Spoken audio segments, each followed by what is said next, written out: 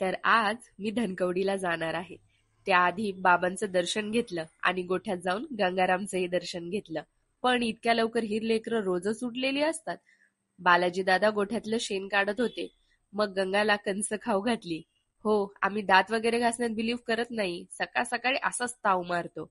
मग काकूंनी आम्हाला मेट्रो स्टेशनवर ड्रॉप केलं आणि आम्ही तिघी निघालो पुण्याकडे.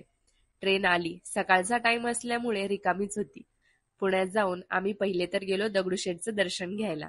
दर्शन घेतलं आणि तिथून बस पकडून आम्ही पोहोचलो शंकरबाबांच्या मठात. त्यांचा प्रकट दिन असल्यामुळे खूप छान तयारी इथे दिसत होती. श्री शंकर महाराजांचा प्रकट दिन पुणे धनकवडी येथे मोठ्या भक्तिभावाने साजरा केला जातो.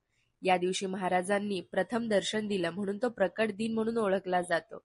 भक्त संपूर्ण रात्र जागरण, भजन कीर्तन, नामस्मरण आणि आरती करून उत्सव साजरा करतात. धनकवडी येथील समाधी स्थळावर हजारो भक्त दर्शनासाठी येतात. हा दिवस श्रद्धा, भक्ती आणि आत्मशांतीचा प्रतीक मानला जातो. त्यांचं दर्शन घेऊन आम्ही प्रसाद घेतला. इथे प्रसादाचा सिलेक्टिव्ह टाइम नाही. तुम्ही कधीही जा, तुम्हाला तिथे बाबांचा प्रसाद मिळणारच. स्वादिष्ट प्रसादाचा आस्वाद घेतला आणि खरंच इथे येऊन मनाला वेगळी शांती अनुभवली. मग आम्ही निघालो घराकडे. आमची ही सिंपल ट्रिप मी इथेच संपवते. तर भेटू पुन्हा अशाच एका व्हिडिओमध्ये. तोपर्यंत हर हर महादेव.